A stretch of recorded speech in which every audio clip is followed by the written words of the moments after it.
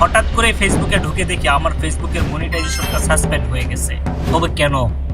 কারণটা হলো আমি অনেক সময় কপিরাইট ভিডিও আপলোড দিয়ে থাকি এবং কপি ভিডিও আপলোড দিয়ে থাকি আমার পেজে, সেই জন্যই আমার ফেসবুকে মনিটাইজেশন সাসপেন্ড হয়ে গেছে। তো আপনারাও যদি এরকম কপি ভিডিও আপলোড দেন বা কপিরাইট ভিডিও আপলোড দিয়ে থাকেন, তাহলে আপনাদের পেজের সমস্যাটা সমাধান কিভাবে করবেন আর আমি কিভাবে আমার পেজের সমস্যাটা সমাধান করলাম এটাই আপনাদেরকে দেখাবো। আর যদি ভিডিওটা ভালো লাগে অবশ্যই ধৈর্য সহকারে দেখবেন এবং ভালো লাগলে শেয়ার করবেন, লাইক করবেন, সাবস্ক্রাইব করবেন। ফোন থেকে ফেসবুক অ্যাপসটি ওপেন করে নেবেন। তারপরে আমি পেজটার কন্ডিশনটা দেখাচ্ছি। এখন আমি আপনাদেরকে ড্যাশবোর্ডে চলে যাবেন। এখানে ড্যাশবোর্ড আছে, দেখেন আমি দেখাচ্ছি।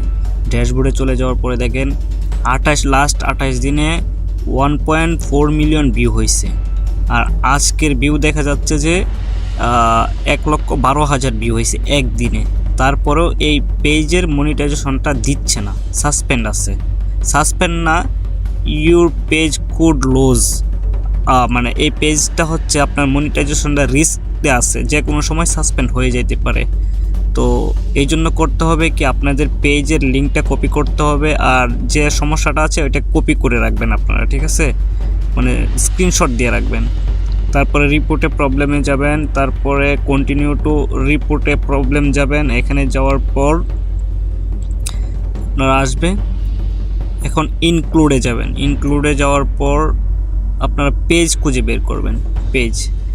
পেজ খুঁজে বের করার পর আপনাদের কাঙ্ক্ষিত সেই লেখাটা মানে ইমেলটা লিখে দিবেন। আপনারা কী কী সমস্যা, আপনাদের যদি এরকম ইমেল লাগে তাহলে আমি বলে দিব, ঠিক আছে?